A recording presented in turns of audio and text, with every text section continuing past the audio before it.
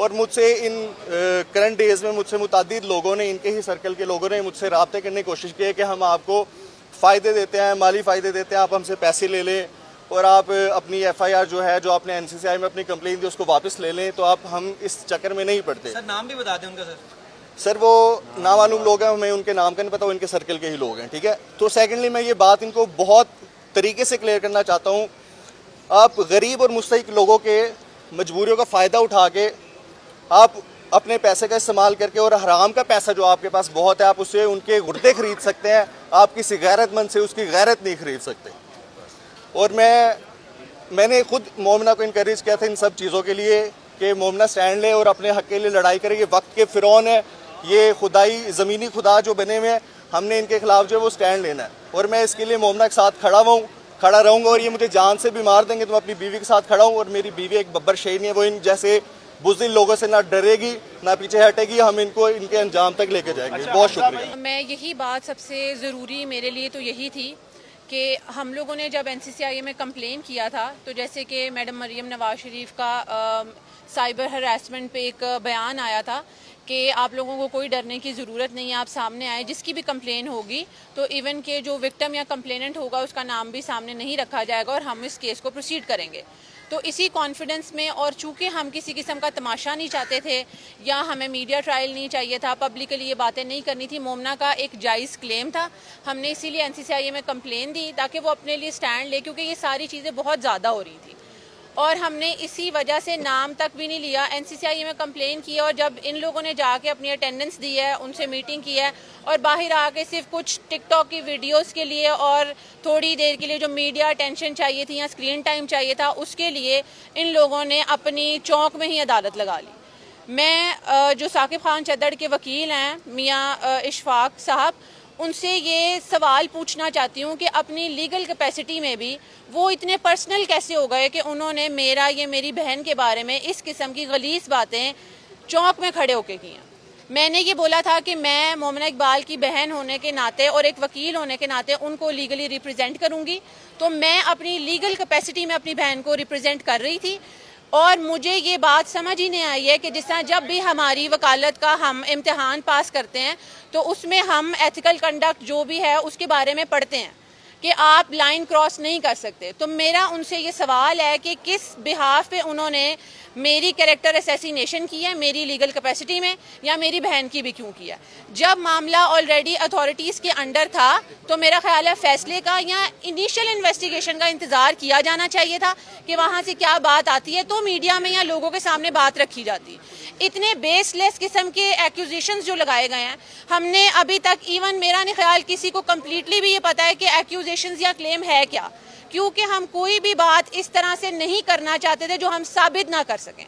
हमने जो भी NCCI में क्लेम्स रखे हैं हम उनको साबित कर चुके हैं, और जो ये न्यूज़ आई कि मोमना ने अपना फ़ोन सबमिट नहीं कराया, तो हम लोगों ने जो ड्यू प्रोसेस ऑफ लॉ है उसको फॉलो किया है। सारे एविडेंसेस उसी दिन हम दे आए थे, और जैसे ही चूँकि मोमना की शादी थी हमने एक रात का टाइम लिया, उसमें से आपको पता है कॉन्ट्रैक्ट्स होते हैं, फ़ोन नंबर्स जो चाहिए था हमें मवाद वो हमने निकाला, और हमने अपना फ़ोन भी वक्ती तौर पे ही सबमिट करा दिया था, और इन्वेस्टिगेशन में हमारी तरफ से किसी चीज़ का खलल नहीं आया। हाँ, जब मैं चूँकि ऑस्ट्रेलिया होती हूँ, मैं जब आई थी तो मुझे भी मंडे से ये सारे मसले शुरू हुए थे 10 तारीख से, और ये सारी धमकियाँ आनी शुरू हुई, और इस शादी में हर तरह से खलल डालने की कोशिश की गई, जिसकी वजह से मैंने और हमज़ा हबीब ने मोमना को मोटिवेट किया कि तुम्हें ये कंप्लेन करनी चाहिए, क्योंकि अब धमकियाँ घर वालों तक भी और हमज़ा के तरफ भी आनी शुरू हो गई थी। और हमने जब कंप्लेन की, इन लोगों ने मियाँ इशफाक साहब ने ये टर्म यूज़ की कि ये एक परफेक्ट केस जो है वो काउंटर ब्लास्टर का है।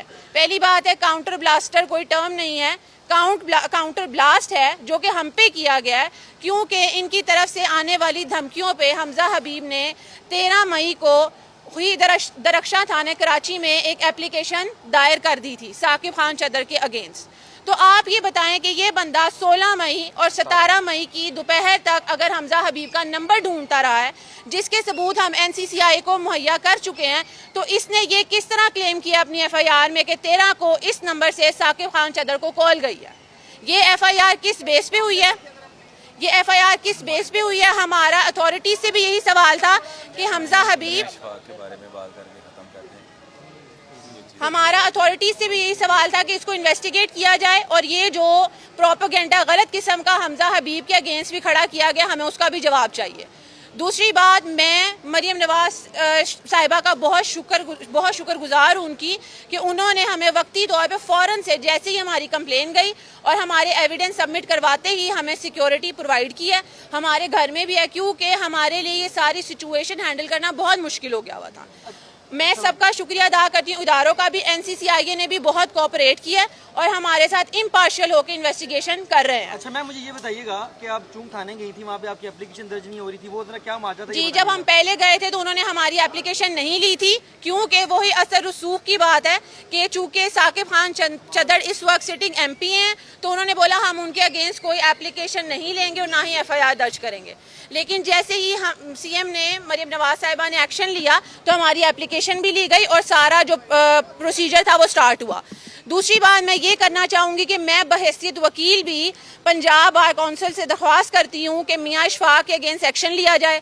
उनको ये कोई हक नहीं पहुँचता कि वो अपने क्लाइंट के लिए किसी दूसरे भी सामने वाले, जो कि मैं लीगल कैपेसिटी में बहैसियत वकील भी, वो मेरी कैरेक्टर असैसिनेशन करें या वो अपनी लाइन क्रॉस करें। अच्छा, थोड़ा सा ये बता दें कि साकिब खान चद्दड़ जी बिल्कुल, हम डेफेमेशन का जो सूट है वो फाइल करेंगे और मेरा सवाल भी यही था कि अगर हमने कानून का रास्ता इख्तियार किया है, वो वही बंदा कानून का रास्ता इख्तियार कर सकता है। हमारे पास सबूत हैं, हर चीज है, तो हमने कानून का रास्ता इख्तियार किया। इनके पास था तो ये भी करते, ये लेके आए सबूत। और ये बता दें कि साकिब खान चद्दड़ सिर्फ इंतकामी कार्रवाइयां जारी रखे हुए थे या वो अभी भी ख्वाहां थे वो मोमिन इकबाल से शादी करना चाहते? जी, मेरा ख्याल है आप लोगों को ये चीज़ बिल्कुल क्लियर हो जानी चाहिए कि 2.5 साल से किसी किस्म का कोई ताल्लुक नहीं है हमारा उनसे या उनका हमारे से।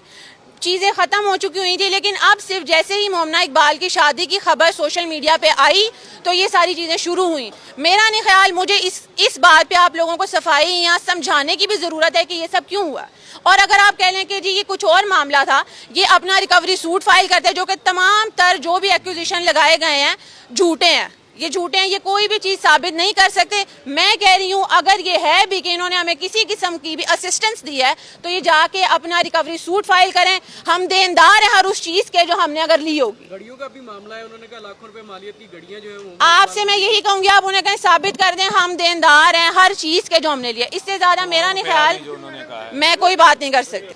और मुझसे इन करंट डेज में मुझसे मुतादिद लोगों ने, इनके ही सर्कल के लोगों ने मुझसे रब्ते करने की कोशिश की है कि हम आपको फ़ायदे देते हैं, माली फ़ायदे देते हैं, आप हमसे पैसे ले लें और आप अपनी FIR जो है, जो आपने NCCI में अपनी कंप्लेन दी उसको वापस ले लें। तो आप हम इस चक्कर में नहीं पड़ते। सर नाम भी बता दें उनका। सर वो नामालूम लोग हैं, हमें उनके नाम का नहीं पता, वो इनके सर्कल के ही लोग हैं, ठीक है। तो सेकेंडली मैं ये बात इनको बहुत तरीके से क्लियर करना चाहता हूँ, आप गरीब और मुस्तहिक लोगों के मजबूरियों का फ़ायदा उठा के आप अपने पैसे का इस्तेमाल करके, और हराम का पैसा जो आपके पास बहुत है, आप उससे उनके गुर्दे खरीद सकते हैं, आप किसी गैरतमंद से उसकी गैरत नहीं खरीद सकते। और मैंने खुद मोमिना को इनकरेज किया था इन सब चीज़ों के लिए कि मोमिना स्टैंड ले और अपने हक़ के लिए लड़ाई करे। ये वक्त के फ़िरौन है, ये खुदाई ज़मीनी खुदा जो बने हुए हैं, हमने इनके खिलाफ जो है वो स्टैंड लेना है। और मैं इसके लिए मोमिना के साथ खड़ा रहूँगा। और ये मुझे जान से भी मार देंगे तो मैं अपनी बीवी के साथ खड़ा हूँ। और मेरी बीवी एक बब्बर शेरनी है, वो इन जैसे बुज़दिल लोगों से ना डरेगी ना पीछे हटेगी। हम इनको इनके अंजाम तक लेके जाएंगे।